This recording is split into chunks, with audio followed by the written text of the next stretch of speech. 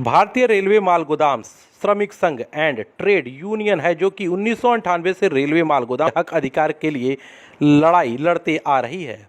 जैसा कि आप जानते हैं कि रेलवे का ज़्यादातर मुनाफा माल भाड़े से आता है और रेलवे के इस माल भाड़े की प्रणाली से रेलवे माल गोदाम श्रमिक का विशेष योगदान रहता है। लेकिन विडंबना देखिए, जो श्रमिक अपना खून पसीना बहाकर भारतीय रेलवे को 70% मुनाफा देने का काम करते हैं, उनका परिवार को पेट भर के 2 वक्त खाना भी अब नसीब नहीं हो रहा है। 160 साल पुराना पीढ़ी दर पीढ़ी ये सभी श्रमिक ठेकेदार के जुर्म का शिकार होते आ रहे हैं। कोरोना महामारी के समय अपने देश और समाज के प्रति अपने कर्तव्यों का निभाने वाले मजदूर अपनी जान की परवाह न करते हुए रेलवे मंत्रालय के साथ कंधे से कंधा मिलाकर काम करते थे, लेकिन आज इन लोगों को भुखमरी का जीवन गुजारना पड़ रहा है। सबसे पहले तो आप लोगों को बहुत बहुत धन्यवाद हम करना चाहते हैं कि हमारे व्यवस्था में चौथा खंभा आप हैं और आप इन गरीब मजदूरों के बारे में आज सम्मेलन जो हो रहा है हमारा राष्ट्रव्यापी दौरा पर, उसका बैठ ले रहे हैं और हमारी आवाज़ को देश के कोने कोने तक पहुंचाने का काम करेंगे। इसके लिए फिर से आपको बहुत बहुत धन्यवाद। ये हमारा सम्मेलन नहीं है, ये हमारा राष्ट्रव्यापी दौरा है। राष्ट्रव्यापी क्यों हो रहा है, इसका क्या कारण है, इसके बारे में हम 2 शब्द कहना चाहेंगे आपसे। राष्ट्रव्यापी दौरा करना हमारा 2 उद्देश्य है। एक पहला उद्देश्य है कि हम लोगों ने जो 98 से लड़ाई लड़ा है और वह लड़ाई के फलस्वरूप मजदूरों के लिए हमने क्या हासिल किया है, क्या सरकार से दिया है, क्या दिया है, वो हमको जन जन तक पहुंचाना है।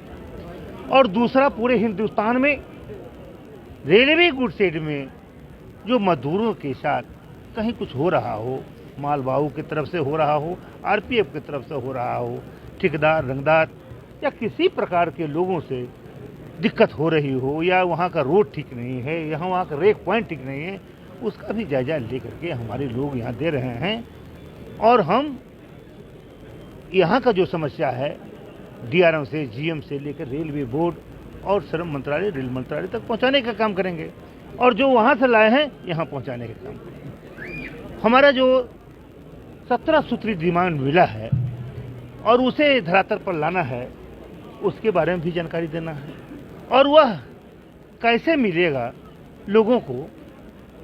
पीस रेट जो सरकार ने तय कर रही है, माल गोदाम में अस्थायी मजदूर वहाँ काम करेगा, उसका जो व्यवस्था किया है, लेबर 4 कोड जो बना है उसमें हमारे लोगों को अंकित किया गया है, उसमें कैसे पहचान किया जाएगा। तो भारत सरकार ने, रेल बोर्ड ने, रेल मंत्रालय ने हम लोगों को एक QR कार्ड दिया था और लेबर कार्ड मिल गया।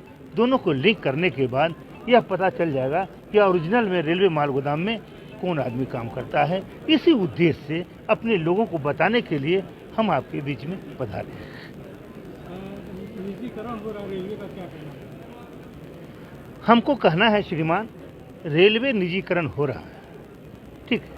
हमको तो अच्छा नहीं लगता है, लेकिन आप कह रहे हैं, हम मान लिए तो नहीं, ठीक है सर, ठीक है। नहीं हो गया है, ठीक है। बहुत सारा सरकार ने, बहुतों ने सब निजीकरण हो गया, रेल भी निजीकरण होने जा रहा है, ठीक है।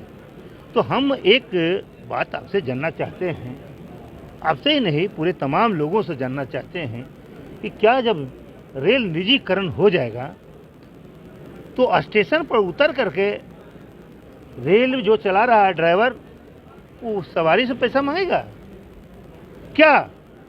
जो गार्ड झंडी दिखाने का काम कर रहा है वो क्या वह यात्री से पैसा मांगेगा? या जो माल अधीक्षक हो या माल एसएस हो या डीआरएम हो, जीएम हो, रेल मंत्री हो, उसकी तनख्वाह कैसे मिलेगा? वो तो व्यवस्था ही रहेगा ही। निजीकरण हो या सरकारीकरण हो, उससे हमको कोई मतलब नहीं है। हमको मतलब है जैसे व्यवस्था तुम डीआरएम के लिए किया है, जैसे व्यवस्था तुम जीएम के लिए किया है, जैसे व्यवस्था अन्य रेल कर्मचारी के लिए किया है, ऐसा व्यवस्था हमें भी चाहिए और हमें भी तनख्वाह के रूप में पैसा मिलना चाहिए। हमारा जो शोषण हो रहा है, हमारा जो दोहन हो रहा है, उससे हमको निजात दिला दो, यही हमारा कहना है। जैसा कि आपका राष्ट्रव्यापी दौरा है, कहाँ दौरा हो चुका है? अभी तो हम दिल्ली से चले हैं और दिल्ली से चले हैं। कुछ लोग को कहना था कि बंगाल आ जाइए, तो बंगाल भी गए, और बंगाल के बाद फिर हम दिल्ली जा रहे हैं, इसलिए कि हमको किडनी ट्रांसप्लांट हुआ है, समझे श्रीमती।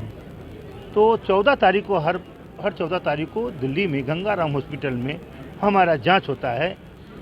तो इसी हिसाब से हमने बनाया, सब जगह रूटीन बना है कि हर हालत में 14 तारीख को दिल्ली पहुंचना है। देश के किसी कोना में हम रहें, करते करते दिल्ली पहुंच करके एक बार जा करके अपने डॉक्टर से मिल करके चेकअप करा के फिर वहाँ से निकलेंगे। क्या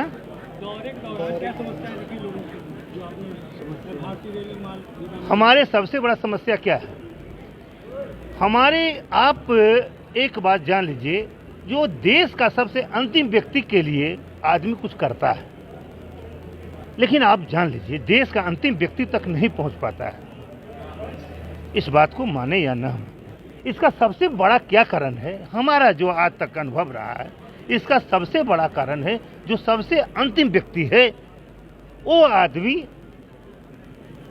अपने अधिकार लेने के लिए आगे नहीं बढ़ना चाहता है। अगर वो जागरूक हो जाए, वो अपने अधिकार को जान जाए और अपने समस्या के निदान करने वाले को जान जाए या रास्ता वो पहचान ले, तो उसकी समस्या रहे ही नहीं। तो हमारा सबसे बड़ा कारण है कि जो सबसे अंतिम व्यक्ति है, जो रेलवे गुड सेट में काम करता है, उस तक यह संदेश को पहुंचा देना है कि तुम्हारा यहाँ काम हो गया है और तुमको श्रम ई कार्ड और रेल सरकार ने जो दिया है QR कार्ड, दोनों को लिंक कर दो, और करने के बाद सब सुविधा तुमको जो भी सरकार दिया है 17 सूत्री डिमांड के माध्यम से वो आपको मिल जाएगा। अगर आप लिंक नहीं कराएंगे, आप नहीं अपने कार्ड को पहचानेंगे, तो बिना यार काम किए हुए कोई काम कैसे कर, किसको पहचान, किसको, मान लीजिए हमको या तो आपको किसी को माता पिता ने पैदा किया है, उसको नाम दिया है, बिना नाम के कैसे पुकारा जा सकता है? इसलिए समस्या है। तो समस्या इसमें होता है कि बीच वाले